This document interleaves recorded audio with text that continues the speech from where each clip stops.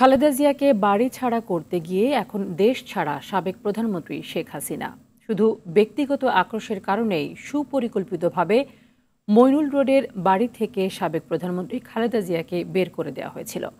স্বামী সন্তান নিয়ে ৪০ বছর ধরে বসবাস করা বাড়ি থেকে অজানার উদ্দেশ্যে বের হয়ে সেদিন গুলশান কার্যালয়ে অঝরে কেঁদেছিলেন খালেদা জিয়া। শেখ হাসিনা অবশ্য স্বীকারও করেছিলেন খালেদা জিয়াকে ক্যান্টনমেন্ট থেকে বের করে দেওয়ার কথা।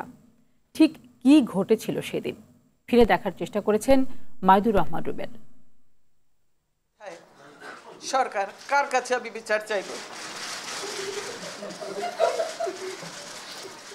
সাবেক রাষ্ট্রপতি কিংবা সাবেক সেনা প্রধানের সহধর্মিনী নয়, বাংলাদেশের 3 বারের প্রধানমন্ত্রী তৎকালীন বিরোধী দলীয় নেত্রী খালেদা জিয়া। কি এমন ঘটেছিল যে এক কাপড়ে নিজ গৃহ থেকে অপমান অপদস্থ করে বের করে দেওয়া হয় তাকে?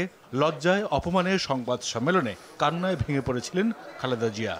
অথচ তারা মিথ্যা কথা বলছে যে আমি নিজে বাড়ি ছেড়ে বেরিয়ে এসেছি। এটা সম্পূর্ণ মিথ্যা কথা, বানোয়াট। তার এমন কান্নার পেছনের গল্প জানেন না তরুণ প্রজন্মের অনেকেই। এক যুগেরও বেশি সময় অর্থাৎ 14 বছর পার হলেও সেদিন কি ঘটেছিল তা অজানা জাতির কাছে। 13 নভেম্বর 2010 3 বারের প্রধানমন্ত্রী বেগম খালেদা জিয়াকে তার স্মৃতি বিজড়িত বাড়ি থেকে কিভাবে বের করে দেওয়া হয় তার কিছু ভিডিও পাওয়া যায়।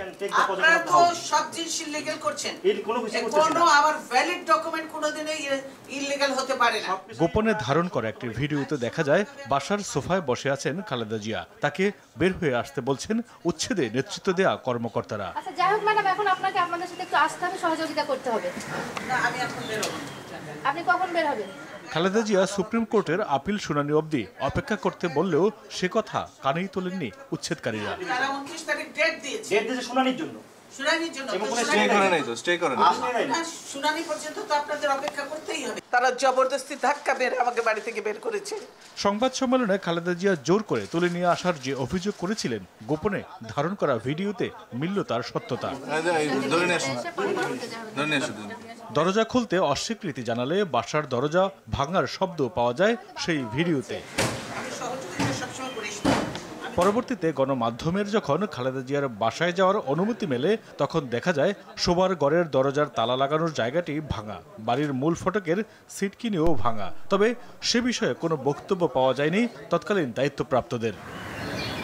যদিও সংবাদ সম্মেলন করে তৎকালীন আইএসপিআর কর্মকর্তা খালেদা জিয়াকে বের করে দেওয়ার কথা অস্বীকার করে উল্টো তার উপরই দোষ চাপিয়েছিলেন।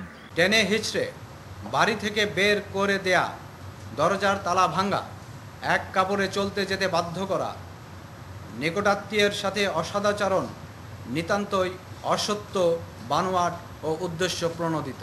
তৎকালীন প্রধানমন্ত্রী শেখ হাসিনা যে পরিকল্পিতভাবে খালেদা জিয়াকে উচ্ছেদ করেছিল, পতনের আগের বছর লন্ডনে এক অনুষ্ঠানে তা স্বীকার করেন দাম্ভিকতার সাথেই।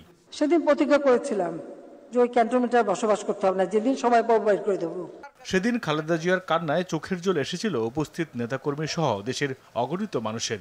এর 14 বছর পর শেখ হাসিনার পরিণতি সবারই জানা।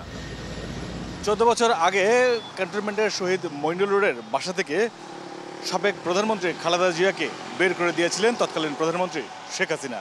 গণভবনে বসে খালেদা জিয়ার সেই কান্নার ভিডিও হয়তো দেখে তিনি উপভোগ করছিলেন। কিন্তু 14 বছর পর ছাত্র জনতার অভ্যুত্থানের মুখে শুধু গণভবনই নয়, দেশ ছেড়ে পালিয়ে যেতে হয়েছে শেখ হাসিনাকে। কিন্তু তার পাশে দাঁড়ানোর তখন আর কেউ ছিল না। মাইদুর রহমান রুবেল, RTV, ঢাকা।